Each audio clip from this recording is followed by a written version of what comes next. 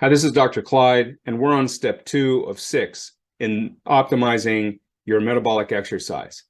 And in this step, I want to point out how critical the efficiency of exercise is. That's why we're not talking about the sledgehammer approach of hammering away at your body more and more and more, hoping to get a benefit that you're after, when a lot isn't working, that somehow even more you're thinking might start working.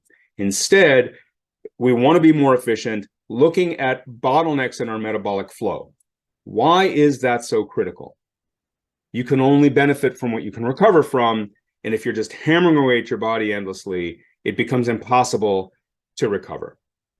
So in this systematic review of overtraining syndrome, 84% of cases are partly or mainly caused by low calories and or low carbohydrate, meaning underhealing.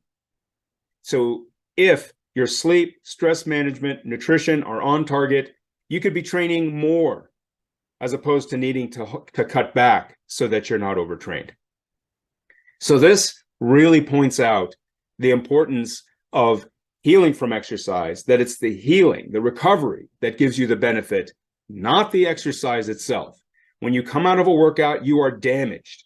You're not able to burn as much fats with damaged muscle mass. How do I know that? From this cell metabolism paper published in 2021 showing that novices, and they show a similar thing for competitive athletes in the same paper, we're looking at novices here, that performance, of course, but also fat burning and mitochondria and sugar use all go up with exercise. But by the third week, where they're doing so much exercise they can't heal anymore, the damaged tissue uses less sugar and less fats than before they started working out. They would be burning more sugar and more fat if they didn't work out at all than if they worked out so hard that they weren't able to recover. It's not exercise that generates fat burning after the workout is over. It is the healing that adapts your muscle and your circulatory system to increase supply, and the muscle to increase demand, that increases the burning of all fuel sources in your body. So it should make sense to us that health risk isn't just going to drop as you work out more and more and more. This is from a scientific statement, position stand from the American Heart Association, but rather that as the disease risk goes down and you get closer to the level of exercise you can't recover from, then the disease risk starts to go back up.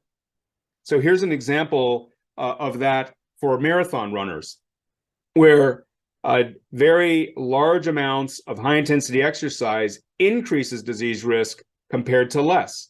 So doing more than 5 hours of very high-intensity exercise, and we'll define that as roughly 1 hour exercise where you really can't continue afterwards. You're totally fatigued out at the end of the hour. We're going to call that high intensity. Doing more than 5 hours of that level per week is going to increase this risk, which comes from the increased plaque accumulation, particularly in the left ventricle of the heart, increasing arrhythmia risk and therefore cardiac issues, a potential heart attack. And this is also true for over 2,000 heart attack survivors followed for 10 years who were doing exercise at different levels. You can see how the number of hours of exercise that they're doing reduces the risk of reoccurrence of a cardiac event.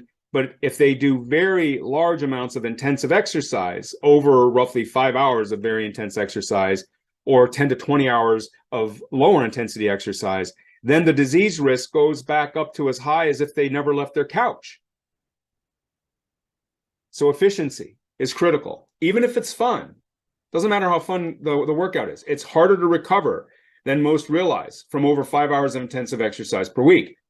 So even when your workouts are a top priority, it can be difficult to achieve your goals, regardless of how hard you try, if you're not healing from it. And then if you're too busy, then efficiency is also important. You have competing life priorities. You need to get it done in 10-minute workouts, 20, 30-minute workouts. So this is where the importance of metabolic flow comes in. If you're doing a lot of strength training, include small amounts of cardiovascular exercise, increase the supply. If you're doing a lot of cardio work, you increase the demand by doing small 10-minute body weight workouts 2-3 times a week. If you're mostly sedentary and you're figuring out what's the best way to exercise, to go up in healthy weight, transition my body composition, or to induce healthy weight loss. It's to retain or grow lean tissue. And that comes not just from strength training, not just from cardiovascular exercise, but rather both. And thinking about which one your fitness is most limited by. That brings us to step 3.